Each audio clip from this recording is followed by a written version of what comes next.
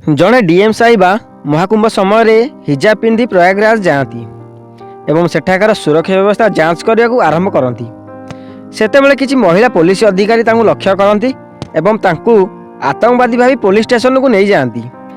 से डीएम साहिबा किए थिले एवं से कहीं हिजाब पिंधि महाकुंभ को जाइथिले से विषय जानिया पई वीडियोटी को शेष पर्यंत देखंतु। वीडियो आरंभ करने पूर्व मोर आपण मानकु एक छोट अनुरोध जे वीडियोटी को लाइक करदेबे एवं आमर चैनल कहानी मंजरी को सब्सक्राइब करने को भूलिबे नहीं। बंधुगण, प्रयागराज महाकुंभर सकाल समय थिला एवं डीएम साहिबा अर्थात जिला अधिकारी निजे ड्यूटी रे थिले। तांको नाम सीमा अंसारी। से तांको सचोटता एवं कर्तव्यनिष्ठ पई जनाशुना थिले। एथर प्रयागराज प्रशासन तरफरु सुरक्षा एवं श्रृंखला व्यवस्था कड़ा करा जायथिला। समग्र कार्यक्रम को शांतिपूर्ण एवं श्रृंखलित भाव में परिचालन करने सीमा साहिबा को दायित्व दि जाइथिला। सीमा साहिबा साधारणतः सूट किंबा साड़ी रे देखा जाती, किंतु एथर तांको धर्म एवं संस्कृति को बजाय रखी से एक हिजाब पिंधुथिले। जदिओ से यह व्यक्तिगत कार्यक्रम में पिंधुथिले, किंतु आज एक विशेष दिन थिला। से गंगा घाट को जांच पाई आसीथिले एवं हिजाब सहित एक हालुका रंगर कुर्ता पिंधिथिले। पुलिस सेठारे नियोजित होइथिला। घाटरे प्रत्येक व्यक्ति गतिविधि पर नजर रखा जाउथिला। विशेषकर संदेहजनक व्यक्ति मान को जांच करा जाउथिला। सीमा साहिबा नीरवरे भीड़ को लक्ष्य करुथिले। से साधारण लोकों को असुविधा जानिया पाई एवं सुरक्षा परिस्थिति जानिया पाई तांको गाड़ी एवं सुरक्षा दल को घाट बाहर छाड़ी देइथिले। से घाटरे पहुँचिया मात्रे किछि पुलिस कर्मचारी तांको देखिले एवं जड़े कनेस्टेबल तांको उपरिस्थ अधिकारी को कहिले, सार से महिला जनक संदेहजनक देखा जाउची। देखंतु से एका एका बुलुचंती एवं तांको पोशाक मध्य टिके भिन्न देखा जाउची। इन्स्पेक्टर दूर चाही मुंड हलाई कहिले, ठीक अछि, ताकू अटकाई पचरा उचरा कर। आमे कौनसी अजणा व्यक्ति को एपर जीवा को देई पारिबु नाही। सीमा साहिबा जानि नथिले जे से हिजाब पिंधिथिबारु पुलिस तांको जणे संदिग्ध व्यक्ति बोली भाबुची। जेतेबेले से घाट पाखरे अटकी गंगा जल विषय गोटे छोट पिला सहित कथबार्ता करने को लगिले, सेतेबेले दुई जण पुलिस तांको पाखकु आसिले। जड़े पुलिस कहला, मैडम आपण एठारे कौन करुछंती? सीमा शांत स्वर में कहले, मु दर्शन करने को आसीची एवं मु व्यवस्था जांच करुची। पुलिस कर्मचारी माने तांको कथा को अणदेखा करी कहले जे तुमे किए व्यवस्था जांच करने को, तुमर परिचय पत्र देखाओ। सीमा हसी हसी उत्तर देले जे मो पाखरे परिचय पत्र अछि, किंतु तुमे यह कहीं पचारुछ? यह शुणी पुलिस कर्मचारी माने टिके कठोर हो गले। जदि तुमे चाहुछ तुमर परिचय पत्र देखाइब नाही, तबे आमको तुमको पचरा उचरा करने को पड़िबो। तुमे एका कहीं बुलुछ? सीमा बुझी पारला नाही जे मामला कुआडे जाउची। से जानी पारले जे पुलिस तांकु हिजाब रे चिन्ही पारुनी। तापरे सीनियर इन्स्पेक्टर मध्य आसी कहले जे तुम पाखरे कौन जिनिस अछि, दयाकरी तुमर बैग खोल। सीमा साहिबा परिस्थिति को बुझीपारी भाविले जे जदि से एबे एही पुलिस मान को निजर परिचय प्रकाश करती, तेबे से माने लज्जित अनुभव करिपारंती। सेथिबाई से प्रथमे पुलिस कर्मचारी गंभीरता परीक्षा करने को निष्पत्ति नेले एवं से शांत भाव में कहले जे तुमे जहाँ चाहिए पचारि पारिबो। मु एठाकु कोनोसी भूल उद्देश्य नहीं आसी नाही। पुलिस कर्मचारी माने मध्य एबे संपूर्ण संदेह कले। से माने सीमा को बैग नहीं तदंत आरंभ कले। यही समय अन्य जड़े पुलिस कर्मचारी कहले, आसंतु तांको पुलिस स्टेशन को नहीं जिबा एवं सेठारे संपूर्ण तदंत करा जिवो। लोक माने ठिया होइथिले। घाट यही दृश्य देखा बहुत लोक रुंड हो गले। कई जने कहला जे मने हेउची ये जड़े संदिग्ध आतंकवादी। सीमा साहिबा एपर्यंत शांत थिले। से निष्पत्ति नैथिले जे से तांकर परिचय प्रकाश करिवे नाही एवं परिस्थिति को आहुरी खराब हेबा को देबे नाही। किंतु पुलिस लोक मानक सह किपरि व्यवहार करूची, थाना को नेला परे कौन पुलिस लोक को लांच नहीं छाड़ी दउची, एमिति किछि जिनिस तांको मन में संदेह होउथाय। एही सब कथा पुलिस विषय जानिला परे से तांको परिचय देबे बोली मने मने चिंता कले। सीमा साहिबा को पुलिस स्टेशन को निया गला। जेतेबेले सीमा पुलिस स्टेशन को गले, इन्स्पेक्टर तांको पचरा उचरा करने को लगिले। तुमे केउठारु आसीछ, काहींकी आसीछ, तुमर नाम कौन? सीमा हसी हसी कहले, मु तुमको परे मो नाम कहि पारिबी कि प्रथमे तुमे तुमर सबु प्रश्न पचार। इन्स्पेक्टर को यह पसंद आसिला नहीं एवं से विरक्त होई उच्च स्वर में कहले जे तुमर कार्य एवं नीरवता आमको तुमको गिरफ करने को बाध्य करुछि। ଆପଣ ଯଦି କିଛି କହିବେନି ଆମେ ଆପଣଙ୍କୁ ବାଧ୍ୟ ହୋଇ ଗିରଫ କରିବୁ। ଏପର୍ଯ୍ୟନ୍ତ ସୀମା ସବୁକିଛି ନୀରବରେ ଶୁଣିଥିଲେ, କିନ୍ତୁ ସେ ଜାଣିନଥିଲେ ଯେ ତାକୁ ଏହି କାହାଣୀର ଶେଷ କରିବାକୁ ପଡ଼ିବ। ଥାନାରେ ପରିବେଶ ଉଷ୍ମ ହୋଇଯାଇଥିଲା।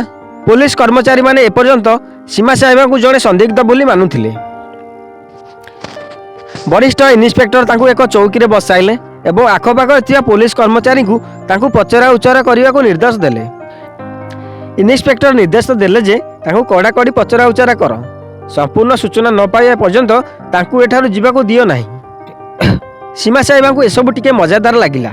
ସେ ଭାବୁଥିଲେ ଯେ ପୁଲିସର ଏହି କଠୋର ମନୋଭାବ ସେମାନଙ୍କ ବ୍ୟବସ୍ଥାର ଏକ ଅଂଶ ଏବଂ ଏହା ତାଙ୍କ ପାଇଁ ଏକ ଭଲ ଅଭିଜ୍ଞତା ଥିଲା। କିନ୍ତୁ ଏହା ମଧ୍ୟ ବୁଝା ପଡ଼ୁଥିଲା ଯେ ଏବେ ତାଙ୍କ ପ୍ରକୃତ ପରିଚୟ ପ୍ରକାଶ କରିବାର ସମୟ ଆସିଯାଇଛି। ଇନ୍ସପେକ୍ଟର ଆଉ ଏକ ପ୍ରଶ୍ନ ପଚାରିଲେ, ମହାକୁମ୍ଭ ପରିଦର୍ଶନ କରିବାକୁ ଆପଣଙ୍କର ଅନୁମତି ଅଛି କି ନାହିଁ? ସୀମା ଏକ ଶବ୍ଦରେ ହାଲୁକା ଆସି ଉତ୍ତର ଦେଲେ, ମୁଁ ଅନୁମତି ନେଇଛି, କିନ୍ତୁ ହୁଏତ ତୁମେ ମୋତେ ଚିହ୍ନି ପାରୁନାହଁ। ସୀମାଙ୍କର ଏହି ଉତ୍ତର ଶୁଣି ଇନ୍ସପେକ୍ଟରଙ୍କ ରାଗ ଆହୁରି ବଢ଼ିଗଲା। ଆମେ ତୁମର ପରିଚୟ ବିଷୟରେ ଚିନ୍ତିତ ନୁହଁ, କେବଳ ତୁମର ପରିଚୟ ପତ୍ର ସିଧାସଳଖ ଦେଖାଅ ଏବଂ ଏସବୁ କଥାର ଅସ୍ପଷ୍ଟ ଉତ୍ତର ଦେବା ବନ୍ଦ କର ବୋଲି ଇନ୍ସପେକ୍ଟର ସୀମାଙ୍କୁ କହିଲେ। ସୀମା ଏବେ ବି ନିଜ ସ୍ଥାନରେ ଚୁପଚାପ ବସିଥିଲେ। ଏହା ଦେଖି ଜଣେ କନେଷ୍ଟବଳ ବିରକ୍ତ ହୋଇଗଲେ। ମ୍ୟାଡ଼ାମ, ଏହା ପିକନିକ୍ ସ୍ପଟ୍ ନୁହେଁ, ଆପଣ ଉତ୍ତର ଦିଅନ୍ତୁ, ନଚେତ୍ ଆମେ ଆଉ ଏହି ଅନୁକମ୍ପା ଦେଖାଇବୁ ନାହିଁ। ବାଧ୍ୟ ହୋଇ ଆମେ ଆପଣଙ୍କୁ ଗିରଫ କରିବୁ।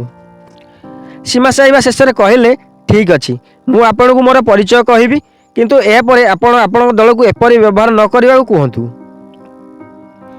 ଏହା ଶୁଣି ଇନ୍ସପେକ୍ଟର ଟିକେ ଆଶ୍ଚର୍ଯ୍ୟ ହୋଇଗଲେ।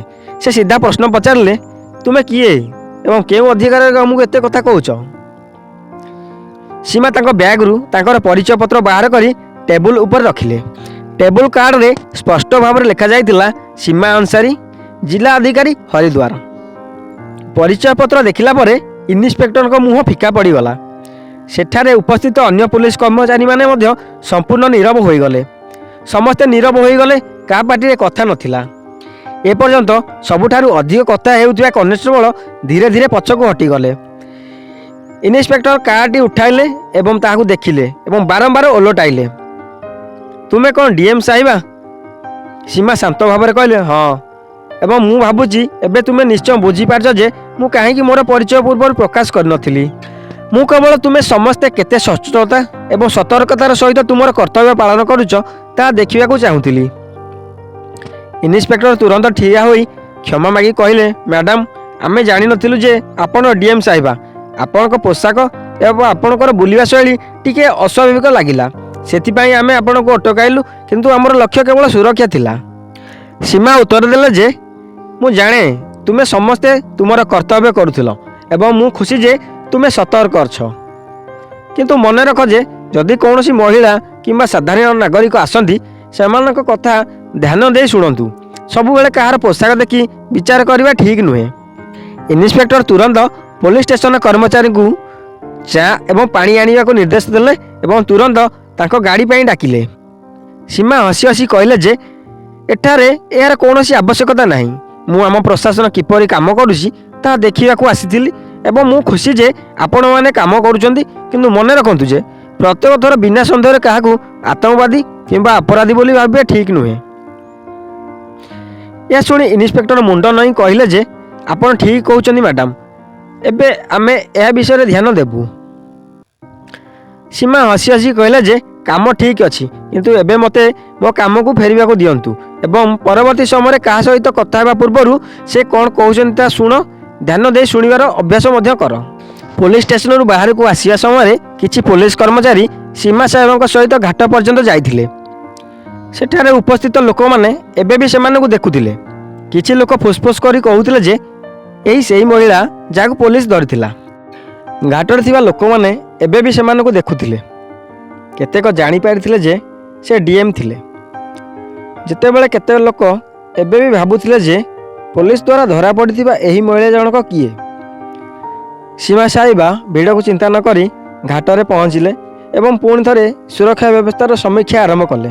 ଅପରାହ୍ନ ସୁଦ୍ଧା ଏହି ଘଟଣାର ଖବର ସମଗ୍ର ପୋଲିସ ବିଭାଗରେ ବ୍ୟାପିଗଲା। ଏହି ଖବର ଇଏସ୍ପିଙ୍କ ପାଖରେ ପହଞ୍ଚିଲା ଏବଂ ସେ ତୁରନ୍ତ ପୋଲିସ ଷ୍ଟେସନ ଇନ୍ସପେକ୍ଟରଙ୍କୁ ଫୋନ୍ କଲେ। ଇନ୍ସପେକ୍ଟର ସାହେବ, ମୁଁ କ'ଣ ଶୁଣିଛି ଆପଣମାନେ ଡିଏମ୍ ମ୍ୟାଡ଼ାମକୁ ସନ୍ଦିଗ୍ଧ ଭାବି ଗିରଫ କରିଥିଲେ? ଇନ୍ସପେକ୍ଟର ସଂକୋଚ କରି ଉତ୍ତର ଦେଲେ, ସାର୍, ମୁଁ ଭୁଲ କରିଛି। ସେ ହିଜାବ ପିନ୍ଧିଥିବାରୁ ତାଙ୍କୁ ଆମେ ଚିହ୍ନି ପାରିଲୁ ନାହିଁ। ତାଙ୍କ ପୋଷାକ ଏବଂ ବ୍ୟବହାର ଦେଖି ମୁଁ ସନ୍ଦେହ କରିଥିଲି, କିନ୍ତୁ ମ୍ୟାଡ଼ାମ ଆମକୁ ବୁଝାଇଲେ ଏବଂ ଆମର କ୍ଷମା ସ୍ୱୀକାର କଲେ। ଏସ୍ପି କଠୋର ସ୍ୱରରେ କହିଲେ ଯେ ସତର୍କ ରହିବା ଠିକ୍ ଅଛି, କିନ୍ତୁ ଯଦି ପରବର୍ତ୍ତୀ ସମୟରେ ଏପରି କିଛି ଘଟେ ତେବେ ପରିଣାମ ଭୋଗିବାକୁ ପ୍ରସ୍ତୁତ ରୁହ। ଏବେ ତୁରନ୍ତ ଏହି ବିଷୟରେ ସମ୍ବେଦନଶୀଳ ଭାବରେ କାମ କରିବା ପାଇଁ ଆପଣଙ୍କ କର୍ମଚାରୀମାନଙ୍କୁ ତାଲିମ ଦିଅନ୍ତୁ। ଏହି ଘଟଣା ପରେ ପ୍ରଶାସନ ଏହି ଦିଗରେ ଅଧିକ ଯତ୍ନବାନ ହେବାକୁ ଲାଗିଲେ। ଦର୍ଶକ ବନ୍ଧୁ, କାହାଣୀଟି କିପରି ଲାଗିଲା କମେଣ୍ଟ ମାଧ୍ୟମରେ ଜଣାଇବେ। ଆମ ଚ୍ୟାନେଲକୁ ସବସ୍କ୍ରାଇବ୍ କରିବାକୁ ଭୁଲିବେନି। ଜୟ ଜଗନ୍ନାଥ।